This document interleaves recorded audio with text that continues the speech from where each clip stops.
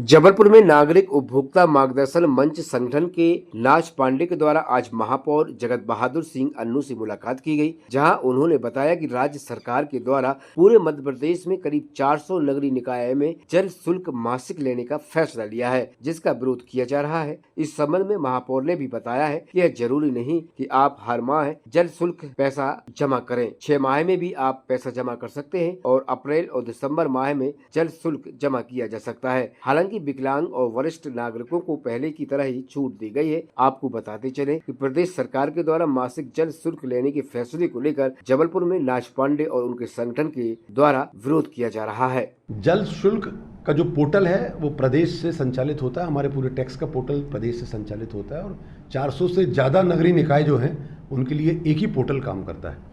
पूरे प्रदेश की नगरीय निकायों की स्थितियों को देखते हुए जल शुल्क जो है वो मासिक किया है। जैसे बिजली का बिल होता है, जैसे टेलीफोन का बिल महीने आता है, वैसे ही जल शुल्क भी, पानी का शुल्क उन्होंने मासिक किया हुआ है। अब कुछ भ्रांतियाँ उसमें फैली कि उसमें कुछ लोगों को ऐसा लगा कि तकलीफ़ें जाएंगी, जबकि उसमें किसी तकलीफ़ की कोई बात नहीं है। आप अप्रैल में 6 माह का पैसा जमा कर दीजिए, सितंबर में बाकी 6 माह का जमा कर दीजिए, या आप हर माह जमा करते चलिए और सितंबर में जाकर आप पूरा पैसा जैसे जमा करते आए जमा कर दीजिए।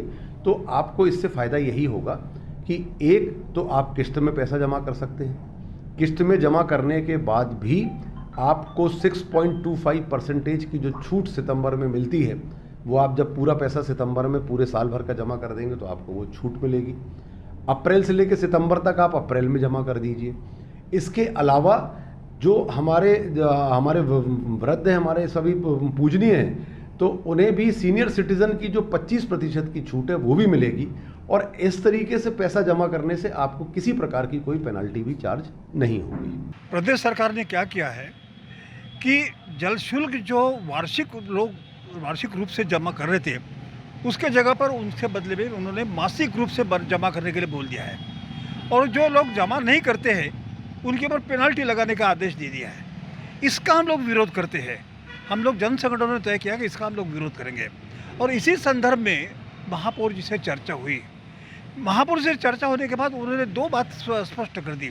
नंबर 1, मासिक रूप से जमा करने की ज़रूरत नहीं है, सितंबर या अप्रैल में आप जमा कर दीजिए, आपके ऊपर कोई पेनल्टी लगेगी नहीं, आपके ऊपर कोई पेनल्टी लगेगी नहीं। ये सबसे बड़ी बात इंपॉर्टेंट की है।